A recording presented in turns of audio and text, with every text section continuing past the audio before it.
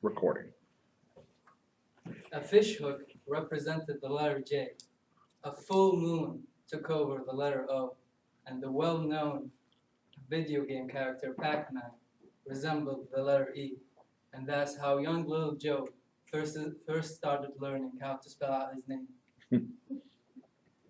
Joe was born and raised in a small town called the Immigration Canyon in Utah. He was the oldest sibling, and he has 3 younger brothers.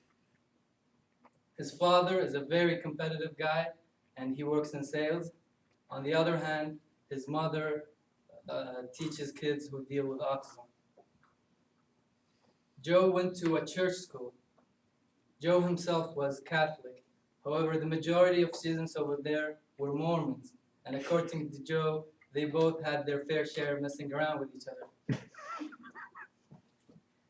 As Joe was progressing in school, he realized that he had a problem.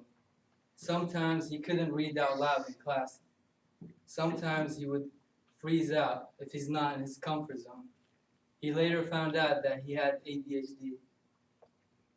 And by the time he was in the 5th grade, a heartbreaking news came by to him and his family. His younger brother needed a heart transplant. And luckily, it was a success for a while. But after a period of time, he needed another one. This time, it was a close call. It was a success on the final week that he could have done so.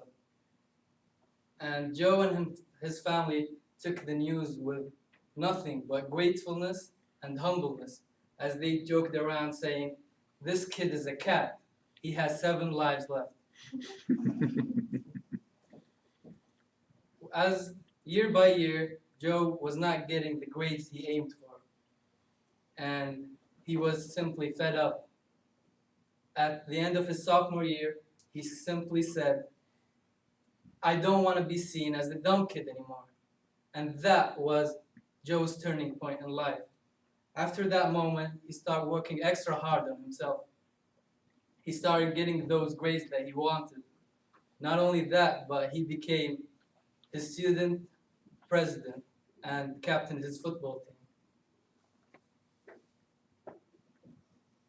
And just like I did, at his senior year, he fell in love with economics.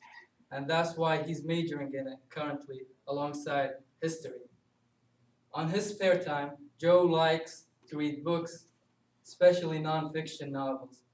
And I can confirm that this is a passion of his, because when I ask him the most random question that goes, "If you were on an island and you only had to choose 5 items, what would it be?" And his first choice was a library card.